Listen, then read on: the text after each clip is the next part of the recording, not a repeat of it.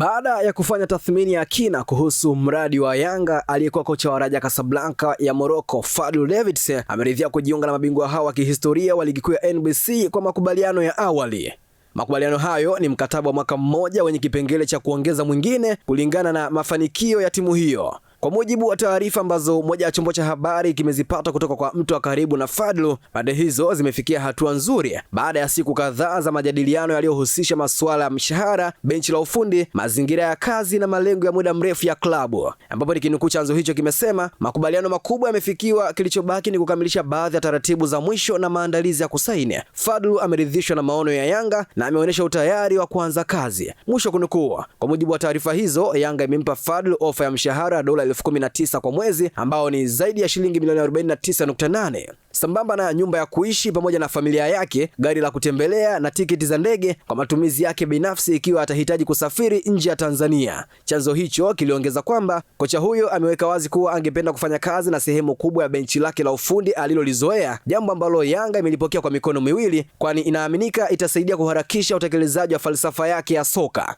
Nikinukuu chanzo hicho kiliongeza kwa kusema kuwa ametoa majina ya watu wanaotaka kufanya nao kazi, miongoni mwao yupo Abdihamid Mwalin ambaye tayari amekubali kuwa sehemu ya benchi hilo. Pia atakuja na wasaidizi wengine aliokuwa akifanya nao kazi tangu alipokuwa Simba kabla ya kwenda nchini Morocco, mwisho kunukuu. Mwalin ndiye kaimu kocha mkuu wa Yanga aliyemaliza msimu kwa kuipa taji la ligi kuu bara kufuatia timu hiyo kuachana na Pedro Goncalves miezi michache iliyopita. Hata hivyo, taarifa zinaeleza kuwa bado kuna hatua za mwisho za kisheria na maandalizi ya nyaraka kabla ya klabu kutangaza rasmi ujio wa kocha huyo, ingawa hakuna tofauti kubwa iliyobaki kati ya pande hizo mbili. Mmoja wa viongozi wa karibu na mchakato huo amesema viongozi wa Yanga wanaamini Fadlu ndiye aina ya kocha anayefaa kuendeleza mradi wa timu hiyo kutokana na uwezo wake wa kujenga timu zenye ushindani mkubwa, nidhamu ya kiufundi na uelewa wake wa mazingira ya soka la Afrika Mashariki. Nikimnukuu mtu wa taarifa huyo amesema, Fadlu anaijua vizuri ligi ya Tanzania, anaijua presha ya Simba na Yanga, ana uzoefu wa mashindano ya kafu na ana uwezo wa kuboresha wachezaji mmoja mmoja, hivyo viongozi wanaamini anaweza kuendeleza mafanikio yaliyopo, mwisho kunukuu. Kama dili hilo litakamilika, Yanga itakuwa imefanikiwa kumshawishi mmoja wa makocha wenye rekodi nzuri barani Afrika katika misimu miwili iliyopita. Akiwa Simba, Fadlu alikiongoza kikosi hicho kucheza mechi 36 za mashindano tofauti, akishinda mechi 26, sare 6 na kupoteza 4 pekee, rekodi iliyompa wastani wa zaidi ya 72% ya ushindi. Rekodi yake kubwa zaidi ilisimama katika kombe la shirikisho Afrika, ambapo aliiongoza Simba kucheza fainali ya mashindano hayo, ambapo ilipoteza dhidi ya RS Berkane. Mechi ya kwanza ugenini ilifungwa mabao 2-0 huko Morocco, kisha mechi ya nyumbani ikawa sare ya bao 1-1. Utendaji huo ndio ulifanya Raja Casablanca kumrejesha Fadlu nchini Morocco, safari hii si kama kocha msaidizi bali kocha mkuu. Uongozi wa Raja uliamini alikuwa ameiva vya kutosha kuiongoza moja ya klabu kubwa zaidi Afrika baada ya mafanikio aliyoyapata nchini Tanzania. Hata hivyo, safari yake ya pili ndani ya Raja Casablanca haikuwa ndefu kutokana na presha kubwa ya matokeo inayozunguka moja ya klabu kubwa zaidi nchini Morocco katika kipindi cha takriban miezi 9 alichokinoa kikosi hicho. Fadlu aliiongoza Raja katika mechi 22 za mashindano yote, akishinda mechi 13, akitoa sare 5 na kupoteza mechi 4, ikiwa ni wastani wa karibu 59% ya ushindi na pointi 1.86 kwa kila mechi. Imeandikwa na Olipa Asa na Elia Solomoni na kusoma kwako na Hamza Saif.